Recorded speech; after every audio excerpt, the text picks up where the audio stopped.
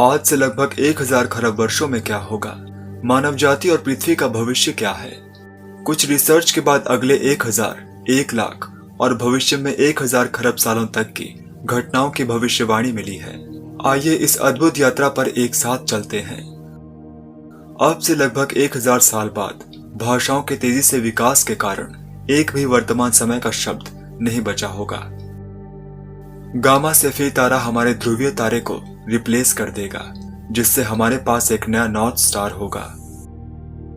अब से लगभग 2000 साल बाद एक्सट्रीम ग्लोबल वार्मिंग के कारण पृथ्वी का तापमान 8 डिग्री सेंटीग्रेड बढ़ जाएगा, जिससे बर्फ की चादरें पूरी तरह से पिघल जाएंगी। ग्रीनलैंड की बर्फ पिघल जाएगी, समुद्र तल 6 मीटर ऊंचा हो जाएगा।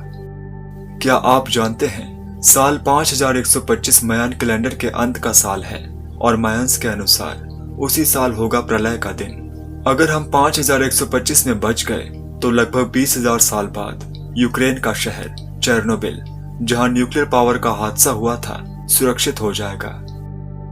अब से लगभग 50,000 साल बाद नायग्रा फॉल्स गायब हो जाएगा।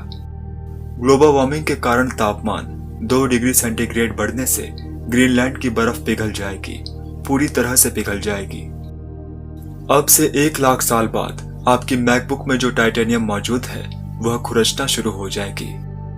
लगभग 1 साल बाद या तो एक सुपर वॉल्केनो या एक बड़े जलवायु परिवर्तन वाले एस्टेरॉयड की पृथ्वी पर गिरने की संभावना होगी।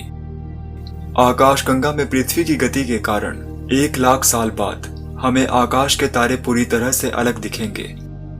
लगभग 5 लाख सालों में आज के रिएक्टरों में खर्च किया गया ईंधन आखिरकार सुरक्षित होगा और एक नई वैश्विक शीतलहर पृथ्वी पर आएगी।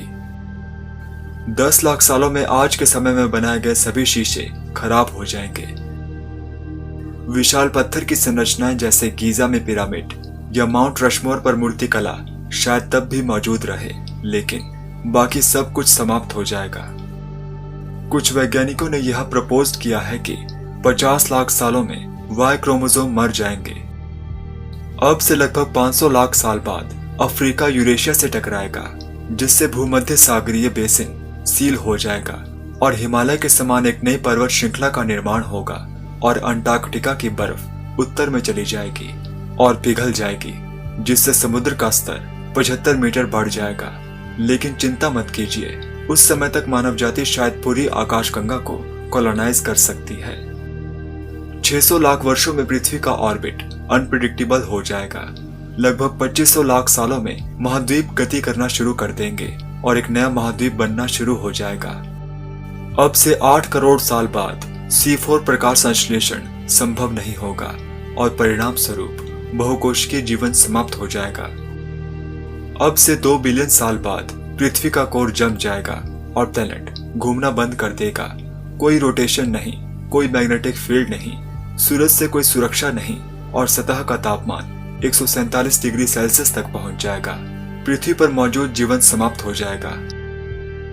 7 बिलियन सालों में सूर्य अपने अधिकतम दायरे से टकरा जाएगा, जो वर्तमान आकार के 256 गुना अधिक है।